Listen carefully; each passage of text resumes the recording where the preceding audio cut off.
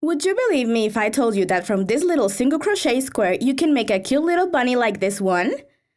Stay with me in this tutorial so you can learn how to do so. Hello crochet lovers, welcome back to our channel. Today we'll learn how to make these Easter bunnies. It's a very simple project and it's ideal for beginners and also for making our lives happier and more colorful with them. We can make them with any yarn. They are a perfect solution to use all your yarn leftovers. I recommend you use a cotton yarn with a medium thickness for a hook between 3 and 5 millimeters. No matter what the material we're using, we will need a hook that's at least one number lower than our yarn. This is a 3.5 millimeter hook, and my yarn is for a 5 millimeter hook. So you can see that I'm using a smaller size hook in order to have the stitch very tight and so that the filling is not visible at all. We'll also need another type of yarn to make the pom-pom, which is the tail. And also some filling. You can choose to use natural or synthetic filling materials. We'll begin with the slip knot. If you need to revisit the basic crochet stitches, you can always check out the basic course for beginners, which you'll find on the pull-down eye or on this video description. We'll make as many chains as we need in order to get to 10 centimeters. This will help us make a bunny that's about 7 centimeters high. But you can experiment with the number of chains in order to make bigger or smaller bunnies. I have completed my 10 centimeters in chains. For me, it's 18 chains, but it will be different for everybody depending on which yarn you're using. After the number of chains you made, we'll always make one extra chain, and in the second chain from the hook, we'll create one single crochet.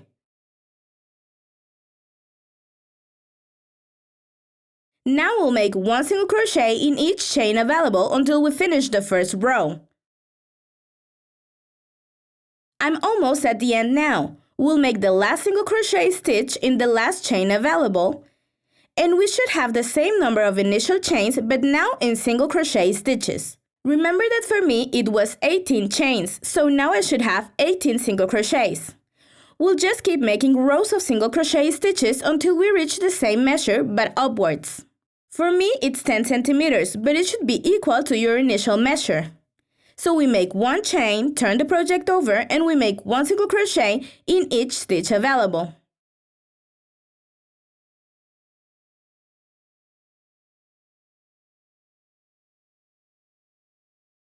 I'm almost at the end of the row now, so I'll make the last single crochet in the last stitch available from the row below. And we should always have the same number of single crochet stitches, which for me is 18. But it should be the same as the initial number of chains you made.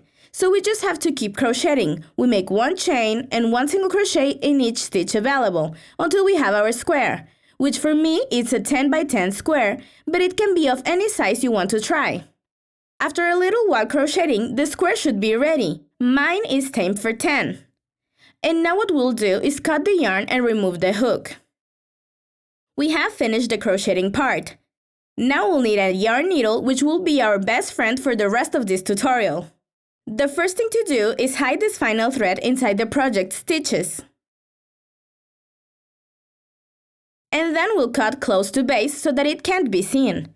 We can leave the initial thread there because it will be hidden later on.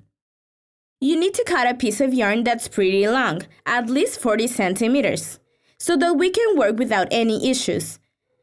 And with our yarn needle, we'll locate the center of our square. We can fold it in half so we can see which one is the central row, and in there we'll insert the needle. We'll leave an initial thread that's relatively long, and with the rest of the yarn, we'll go through this whole central row. We just need to pass the needle below the stitches for this row. We'll only work on the ones that are facing this way, because we don't want to have this visible on the other side.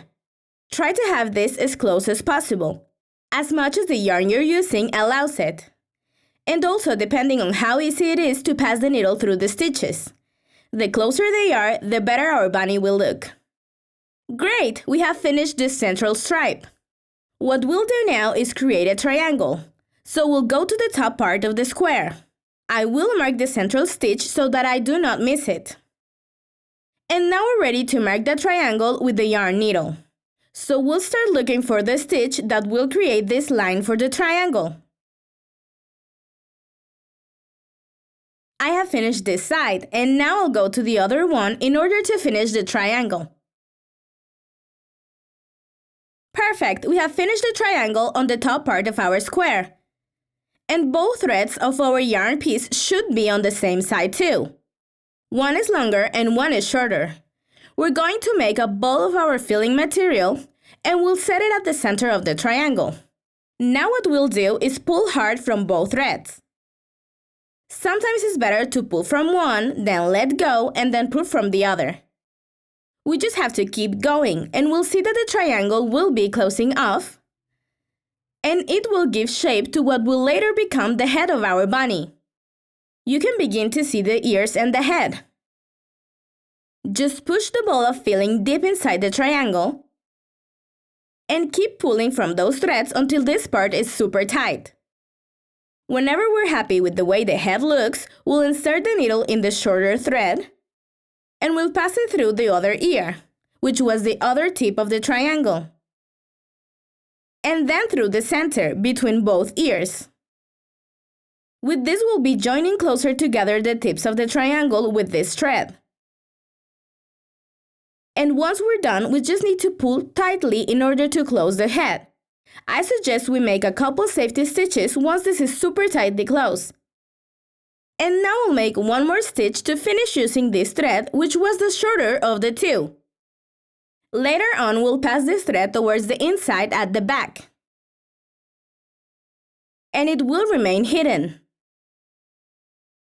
Now we'll insert the needle in the longer thread, which is the one we'll use to work on our bunny's body. The next step is to close off the back of our bunny's body. We'll use the yarn needle to stitch together this part. We're going to be using the roll stitch, which is not their official name, I just like to call them that. But it's when we always going through the same side and we come out through the same side, and we just keep going. We'll stop when we get to the middle of our bunny's back. When we're there, we'll stop, so this is my last stitch for now. And now what we'll do is push inwards the half that's open. You may ask yourselves why I made you crochet this part if we'll end up hiding it. But I did it because folding this part in will help our bunny have more stability, as you will see right now. And now we'll pay attention in order to have the front part of the bunny's body be a little more hidden and the back part can stick out a little more.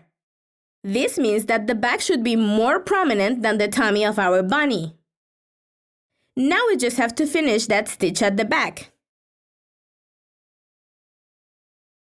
And once we're happy with how our bunny's body looks, we'll add the filling. This is the first batch of filling. We'll finish adding it when we close off this part. So now we'll proceed to close the bottom, and we just need to stitch this together. By doing this, you'll be able to see the line you need to follow with your stitches. So we'll use the same type of stitch once again. We'll always go in the same side and we'll come out the same side as well. This will help us close the bottom of our bunny, so keep going. And when you only have 2 or 3 stitches left, we'll finish adding the filling. Remember that the more filling you add, the more stable your bunny will be. When this is done, we'll make one more stitch to finish it off, and we'll hide the thread inside our bunny's body. Then we'll cut close to base, and that way we will not see the thread anymore. This is how the bottom part should look. We can use this moment to adjust the filling so that we can shape a bit better the head of our bunny. And we can also push the filling to the bottom part of the body so that our bunny stands on its own. Now it's time to make the tail, so we'll create a mini pom-pom. We need a fork to do this. And then we'll wrap around it the yarn we want to use for the tail. Go around a lot of times so that our pom-pom ends up looking super puffy. Then we cut the thread, and with the longer thread we'll go through the fork's central hole. And now we'll bring the thread from the other side in order to tie it around the center of the pom-pom. After this, we make a couple of knots. We pull as hard as you can from the thread so that this part of the pom-pom is as thin as possible. Once we've made the knot, we'll cut both sides without letting go of the central part. We have to cut on one side and now we'll go to the other. And now we can remove the pom-pom from the fork. By now we should have 4 threads, the 2 from the knot and the initial and final threads from the pom-pom. Those last ones will be cut at the same length as the rest of the threads. And now all we have to do is give it a little haircut so that our pom-pom looks fluffier. When the haircut is done, we'll attach the tail to the bunny. Finally, we'll hide both ends of the pom-pom inside the bunny's body. And our Easter bunny should be ready to decorate your home or to be given as a gift, whatever you want to do with it. You can also make them a little face, but I will leave them just like they are for now. I hope you liked this tutorial and that you start making bunnies in all colors and sizes. Show me your ideas on social media with the hashtag #CrochetLovers. I will see you very soon with a new tutorial. Have a great day, crochet lovers!